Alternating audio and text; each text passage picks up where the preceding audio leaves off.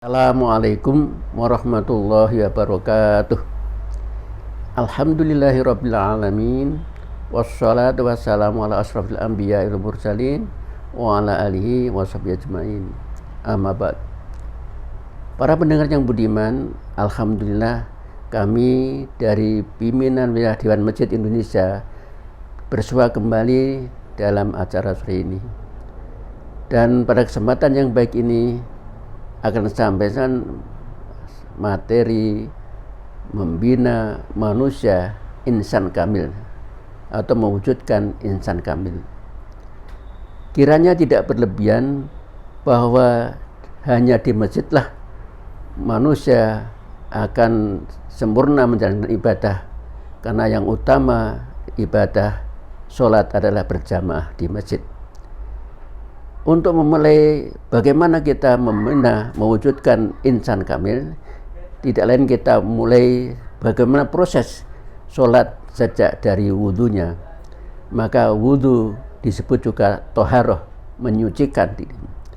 Mari kita perhatikan bagaimana wudhu itu betul-betul bermakna di dalam kehidupan kita. Sebagaimana dituntunkan oleh Rasulullah yang dicontohkan oleh sahabat Utsman, bahwa wudhu dimulai dengan berkumur-kumur, menghirup air ke hidung dan menyemprotkan. Dan apabila tidak keberatan, Rasulullah mengingatkan agar setiap wudhu kita sikatan lebih dahulu.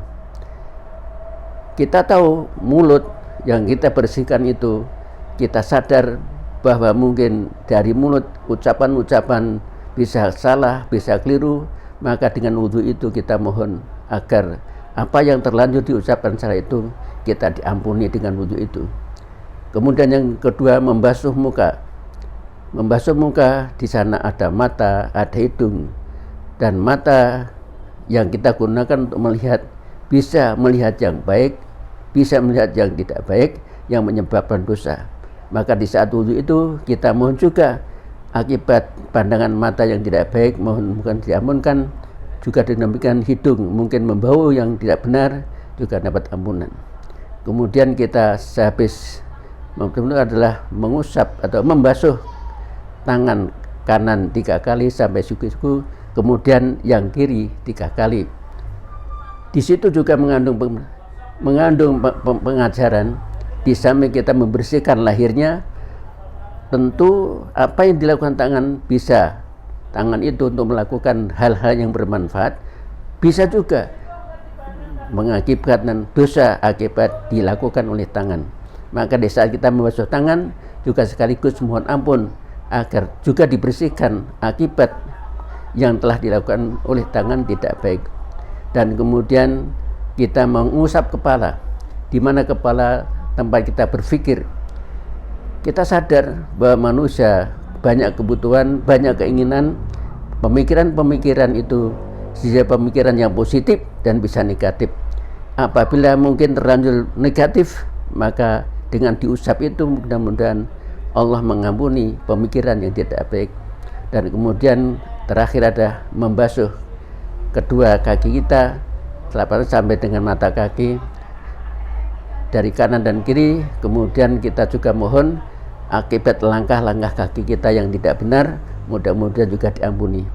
Dan otomatis langkah kaki ke masjid ada merupakan asar yang nanti akan dicatat sebagaimana firman Allah dalam surat Yasin ayat 12, inna nahnu nuhyil mauta wa naktubu ma qaddamu wa atharhum wa kullu syai'in ahsaynahu fi imamin mubin. Jadi walaupun telapak kaki yang masjid itu juga tercatat sebagai amal soleh.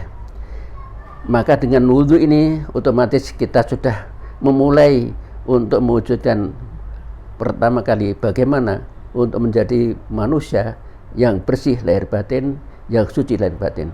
Baru kemudian kita menghadap Allah, memasuki masjid, kita telah memohon Allah maftah li abwaab rahmatik. Kita mohon, ya Allah, bukakanlah segala pintu rahmatmu. Dan kemudian kita nanti menunggu sholat tahiyatul masjid, baru menunggu sholat jamaah. Dan sholat jamaah ini ternyata juga mengandung pelajaran yang luar biasa. Di sini manusia tidak bedakan apakah golongan, apakah pangkat, apakah kekayaannya, tetapi siapa yang datang awal bisa menduduki shaf yang pertama. Dan akhirnya di sini ada pelajaran yang utama, inna akramakum indallahi atqakum. Sesungguhnya yang paling mulia di antara kamu adalah paling takwa kepada Allah Subhanahu wa taala. Dan situlah kemudian di sana kita berjamaah timbul keakraban ukhuwah, dan otomatis juga saling memaafkan, saling mendoakan, sehingga terjalin ukhuwah yang luar biasa. Dan di sanalah nanti di masjid yang biasanya di samping sholat jamaah ada kajian-kajian untuk memikirkan para jamaah sekaligus bagaimana untuk memikirkan umat sekitarnya. Disitulah nanti apa yang digelurakan oleh Dewan Masjid ialah memakmurkan dan dimakmurkan masjid. Dan satu-satunya untuk bisa membina manusia insan kamil adalah juga minimal dimulai dari kita mengerjakan sholat, karena as-sholatu imaduddin, karena sholat itu adalah tiang agama. Barang siapa yang menegakkan sholat berarti menegakkan agama, dan barang siapa yang meninggalkan sholat berarti merobohkan agama. Dan yang terkait pertama kali besok yang dihisab adalah sholat kita. Sehingga demikian, marilah kita untuk memulai mewujudkan insan kamil, manusia yang sempurna, melakukan sholat berjamaah dengan sebaik-baiknya, dengan memakmurkan dan dimakmurkan masjid. Terima kasih, semoga kita mampu menjalankannya dan termasuk hamba Allah yang mendapat petunjuk. Billahi taufiq wal hidayah. Assalamualaikum warahmatullahi wabarakatuh.